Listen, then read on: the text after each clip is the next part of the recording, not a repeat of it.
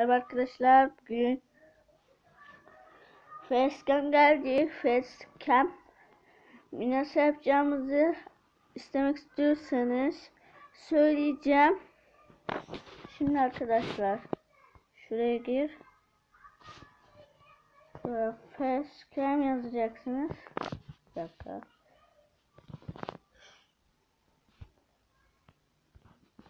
Bak şöyle küçültebiliyorsunuz. Sonra buna 2 kere basınca gidiyor. Facecam gidiyor.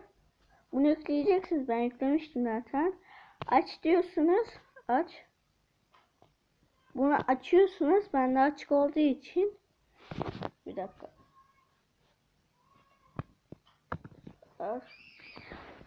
Arkadaşlar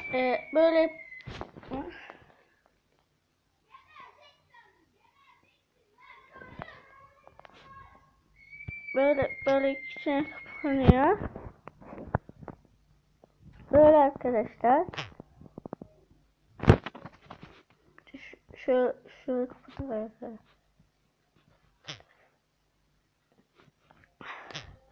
İşte arkadaşlar böyle oluyor. Facecam böyle yapılıyor. Ve facecam'ler böyle yapılıyor da bunu yükledik diyorsunuz.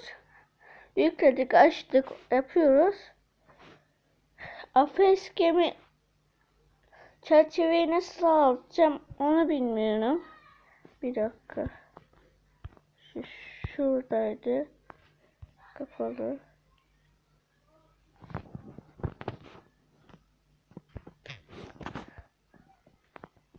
Aha. Böyle yorumlardan lütfen nasıl facecam'i süsleyebiliriz lütfen söyleyin. Ben bilmiyorum çünkü video burada, sonra gelelim.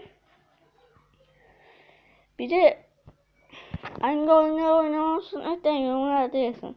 İstediğiniz mobilde Android, onu da söyleyeyim. Bu mobilden, Android'den hangi oyunu oynamak istiyorsunuz yorumlarda yazın.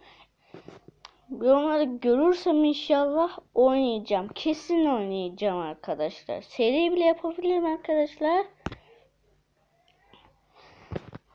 Evet arkadaşlar, bu videonun sonuna geldik. Yorum atıp like atmayı ve abone tuşuna lütfen basın. Beğen butonuna bir dakikanızı alacak. Sadece bir dakikanızı basacaksınız, o kadar. Ve bir de arkadaşlar ve bay bay diyoruz ve Oyun Krallığı'nın videosu coşarak gider. Haydi bay bay.